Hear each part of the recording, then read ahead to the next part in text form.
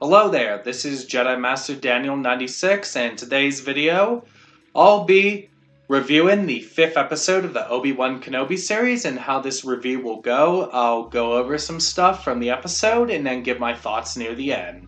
So, let's get to it. So, this episode has some flashback scenes. The big one is with Obi Wan and Anakin training, so we see more of Obi-Wan training Anakin, and I thought this was a really good flashback. Like we see, Ewan McGregor and Hayden Christensen back together as Obi-Wan and Anakin, and I thought it was a really nice treat for us people who grew up with the prequels and who are fans of the prequels. So this was a nice treat for us. And I've been saying on social media that our generation stays winning, like how we have Ewan McGregor and Hayden Christensen back in Star Wars, and how in Spider-Man No Way Home, the King, Tobey Maguire, returned as Spider-Man. So that's why our generation stays winning right there. So, little fun ramble there, so that's that. And yeah, so we see that part there. And another key flashback from this episode, we learn of Reva's past, and I thought it was really interesting to go to Reva's past in this. And she was a youngling at the Jedi Temple, and then, would go join to be with the Inquisitors, so you have that there. So Reva is, was a former Jedi Padawan at the temple, so we do get to that stuff there. And then we are on the planet Jabim, so we have that there. And then the tracker is in Lola, which is Leia's droid, so they build off from the previous episode, and that was pretty much what it was setting out to be at the ending of the previous episode, when they escaped from the Inquisitor Fortress.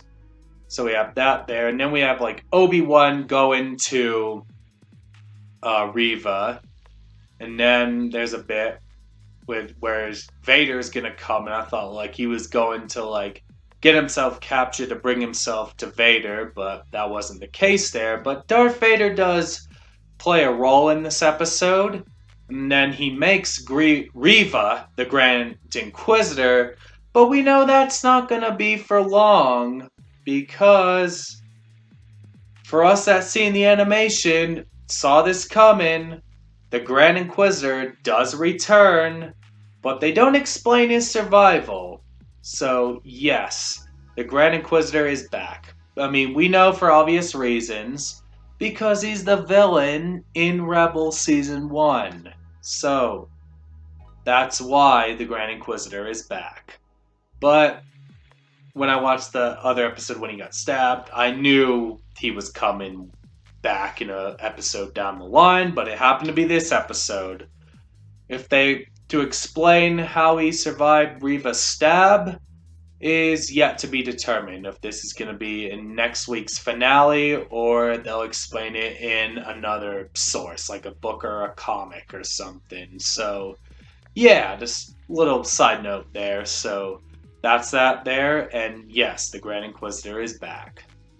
And it's near the end, we see the Grand Inquisitor. And so we have that part there, and then there's a bit where Obi-Wan, fights these stormtroopers, and then Tala dies in this episode. So that's that there. And Leia is trying to find, a switch where they can get through this door so they can escape and then into the transport and all that stuff.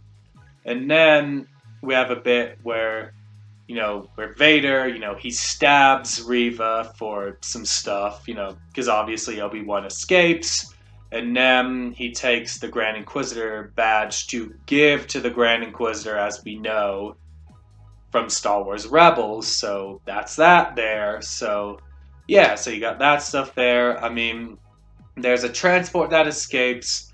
Vader uses the Force to bring it down, but they use it as a trick.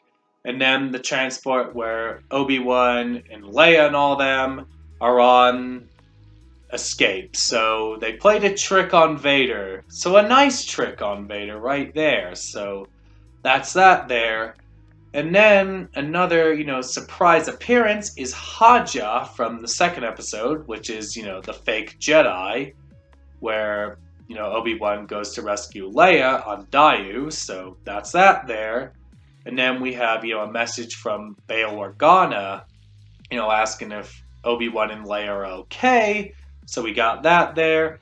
But the message thing, falls. Riva manages to get it, and we have Bail Organa's message. And then the final shot is at the Lars homestead on Tatooine, and we see a young Luke Skywalker sleeping. So it looks like that next episode that Luke will play a role in this. I mean, so it looks like maybe, Obi-Wan will bring Leia back to Alderaan, and then we'll get some bits with Luke. So that's that there. And then, I mean, the rematch of the Century thing that they've been marketing with the Obi-Wan show.